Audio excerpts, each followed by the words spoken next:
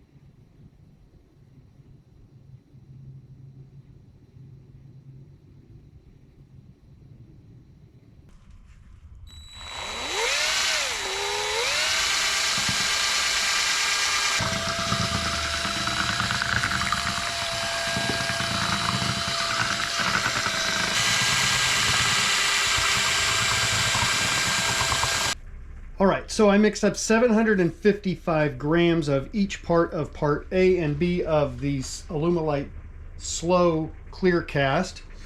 And so we are going to do a white alcohol ink. We're just having a little bit of the white. And then we're gonna do green. So this is grass green of the Mix-All alcohol inks.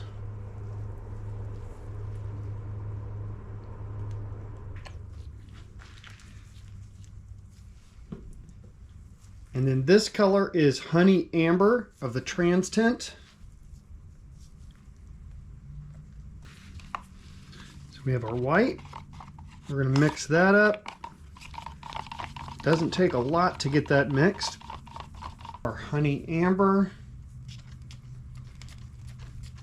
And I like using the alcohol inks before I use the mica powder, just to add a little bit of coloring before the mica powder goes in. So that will allow for the mica powder to have a greater effect and will actually change the color just a little bit. And I'll explain why I picked these colors of alcohol ink.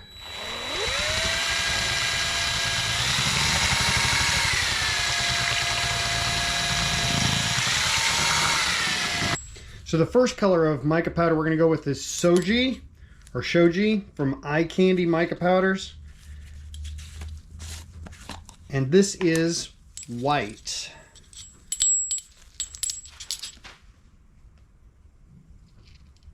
Just do one little scoop of that.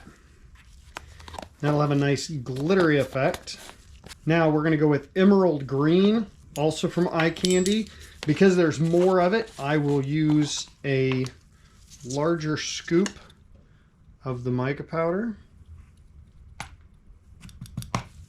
And there is a link, if you're looking for mica powder, there is a link down below that you can use to get a discount on some mica powder. So this is Vibrant Bronze, which is what I'm using with the Honey Amber alcohol ink. I'm going to use extra of that. Now we'll get all these mixed.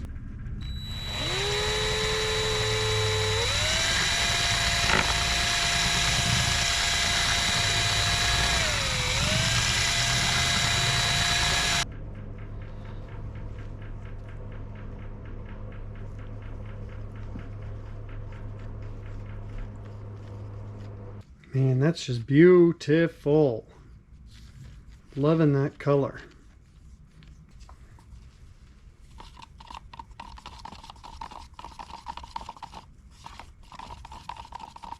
There's a little bit of that pearlescent swirling in that white, which is why I really like this shoji white from Eye Candy.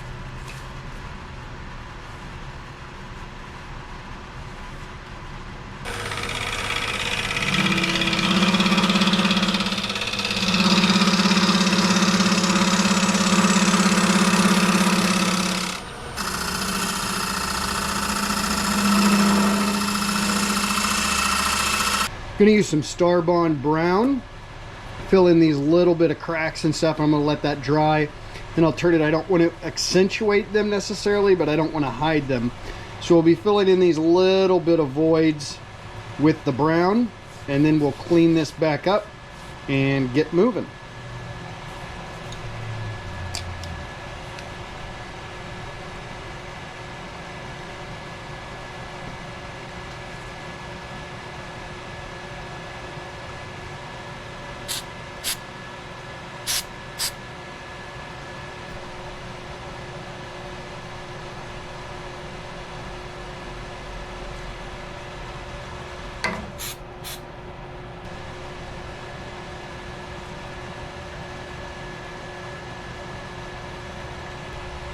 Now what I'm spraying on the glue is an accelerant.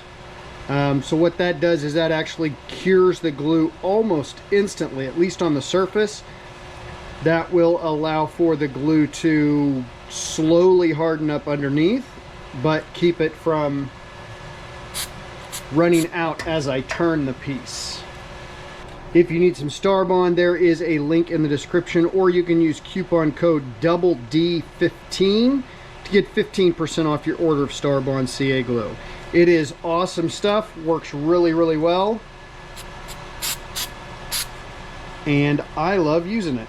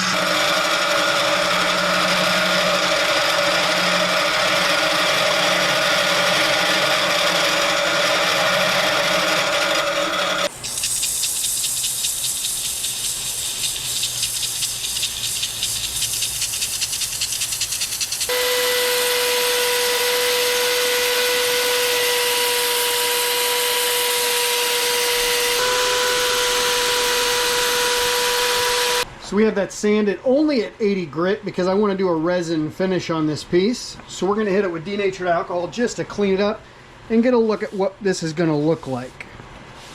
Hopefully.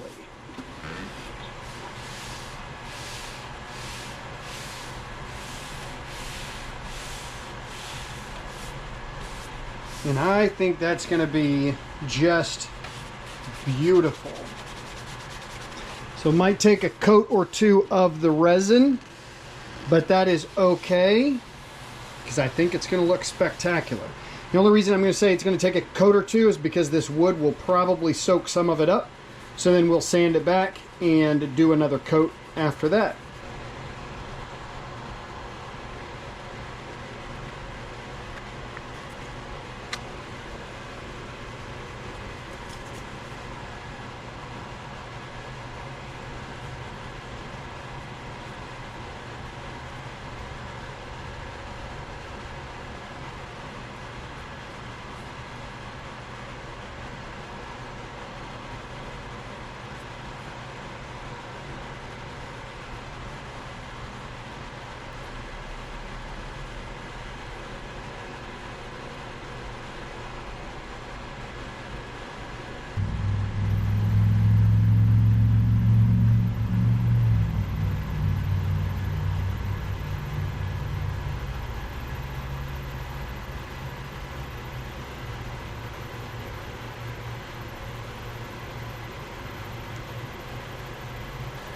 Now that we have that on, we will use the torch and pop any air bubbles we might see.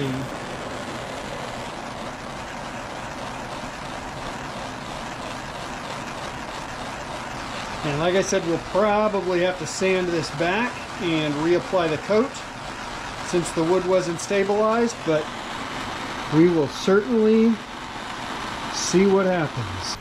And we will let that run overnight and be back tomorrow.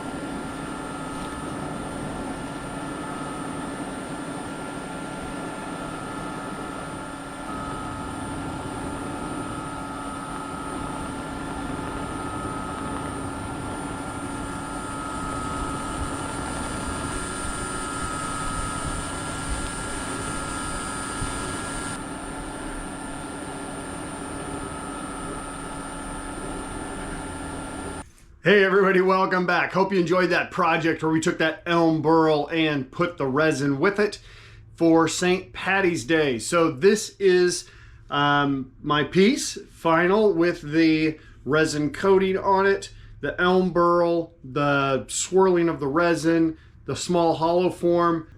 So yeah, there's a few things I'm not super thrilled with about it, but overall I'm pretty happy for the most part. Definitely something I'm going to learn from and grow. But it's just my personal thoughts about the piece. So I don't like, it's not quite as glossy as I wanted. There's a couple of little spots where it appears the resin coating ran on it. So just like I said, lessons learned, things that I've grown from. So yeah, the final piece, Springtime from Ireland, in Gaelic, like I had in the title, is pronounced Earrach na hÉireann. So thank you, Leona Faye, for that information. I'm going to put a link to her channel right up here. Support her. She does some awesome stuff as well. So I greatly appreciate your support and your friendship. If this is your first time here, please do consider subscribing. If you like the video, give it the thumbs up. If not, give it a thumbs down. Either way, leave a comment, feedback down below because I appreciate that and that helps me grow. And we'll catch you next time.